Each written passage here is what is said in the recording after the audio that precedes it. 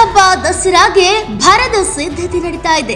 ಪ್ರಯಾಣ ಮಾಡಿ ವಿಶ್ರಾಂತಿಯಲ್ಲಿದ್ದ ಗಜಪಡೆ ಅದ್ದೂರಿಯಾಗಿ ಅರಮನೆಯನ್ನು ಪ್ರವೇಶಿಸಿವೆ. ಆನೆಗಳ ಆಗಮನದಿಂದ ದಸರಾ ವೈಭವ ಸಾಂಸ್ಕೃತಿಕ ನಗರಿಯಲ್ಲಿ ಕಳೆಗಟ್ಟಿದೆ. ಅರಮನೆಯ ಜಯ ಮಾರ್ತಾಂಡ ದ್ವಾರದ ಬಳಿ ಗಜಪಡೆಗೆ ಶಾಸ್ತ್ರೋಕ್ತವಾಗಿ ಪೂಜೆ ಸಲ್ಲಿಸಿ ಅದ್ದೂರಿಯಾಗಿ ಸ್ವಾಗತವನ್ನು ಮಾಡಿಕೊಳ್ಳಲಾಗಿದೆ. ವೈರನ ಹೊಸಳ್ಳಿ ಕ್ಯಾಂಪ್ನಿಂದ ಪ್ರಯಾಣ ಬೆಳೆಸಿ ಮೈಸೂರು ನಗರದ ಅಶೋಕ್ಪುರಂನ ಅರಣ್ಯ ಭವನದಲ್ಲಿ ತಂಗಿದ್ದ ಆನೆಗಳಿಗೆ ಅರಣ್ಯ ಇಲಾಖೆ ವತಿಯಿಂದ ಪೂಜೆಯನ್ನು ಕೂಡ ಸಲ್ಲಿಸಲಾಗಿದೆ. ಅಲ್ಲಿಂದ ಕಾಲ್ನಡಿಗೆ ಮೂಲಕ ಗಜಪಡೆ ಅರಮನೆಯತ್ತ ಹೆಜ್ಜೆಯನ್ನು ಹಾಕಿದ್ದಾವೆ. ಕ್ಯಾಪ್ಟನ್ ಅಭಿಮನ್ಯು ನೇತೃತ್ವದಲ್ಲಿ ಏಕಲವ್ಯ, ಭೀಮಾ, ಕಂಜನ್, ಲಕ್ಷ್ಮಿ, ವರಲಕ್ಷ್ಮಿ, ರೋಹಿತ್, ಗೋಪಿ, ಧನಂಜಯ ಆನೆಗಳು ಗಾಂಭೀರ್ಯದಿಂದ ಹೆಜ್ಜೆ ಹಾಕ್ತಿರೋದನ್ನ ಜನರು ಕಣ್ತುಂಬಿಕೊಂಡಿದ್ದಾರೆ. ಇನ್ನ ಕಾಡಿನಿಂದ ನಾಡಿಗೆ ಬಂದಿರುವ ಗಜಪಡೆಯನ್ನ ತಾಲೀಮಿಗೂ ಮುನ್ನ ಮೊದಲ ಬಾರಿಗೆ ತೂಕ ಪರೀಕ್ಷೆಯನ್ನ ಮಾಡಲಾಗ್ತಿದೆ.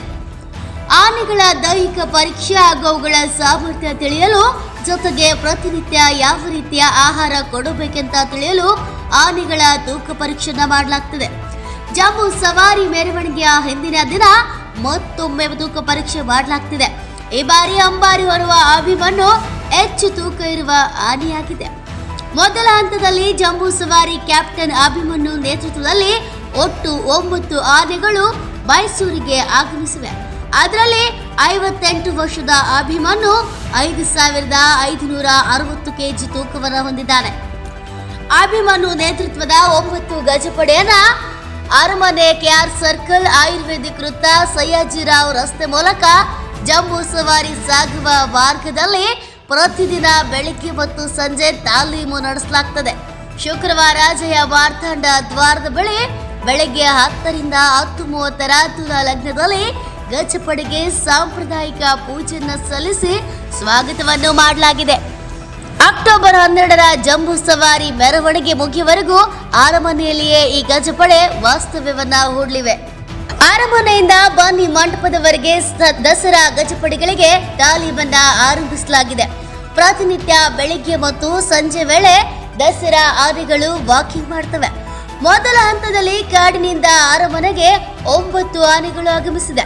ಕ್ಯಾಪ್ಟನ್ ಅಭಿಮನ್ಯು ನೇತೃತ್ವದಲ್ಲಿ ಈ ತಾಲೀಮನ್ನ ಆರಂಭಿಸಲಾಗಿದೆ. ಅರಮನೆಯಿಂದ ಸಯ್ಯಾಜಿರಾವ್ ರಸ್ತೆ, ಆಯುರ್ವೇದಿಕ್ ವೃತ್ತದ ಮೂಲಕ ಜಂಬೂ ಬಜಾರ್ ತಲುಪಿ ಹೈವೇ ಸರ್ಕಲ್ ಮೂಲಕ ದಸರಾ ಗಜಪಡೆಗಳು ಬನ್ನಿ ಮಂಟಪವನ್ನ ತಲುಪಲಿವೆ. ಅರಮನೆಯಿಂದ ಬನ್ನಿ ಮಂಟಪದವರೆಗೆ 5 ಕಿಲೋಮೀಟರ್ ತಾಲೀಮು ನಡೆಯಲಿದೆ. ಜಂಬೂ ಸವಾರಿಯ ದಿನ ಯಾವುದೇ ತೊಂದರೆಯಾಗದಿರಲಿ ಎಂದು ಈ ತಾಲೀಮನ್ನ ನಡೆಸಲಾಗುತ್ತದೆ.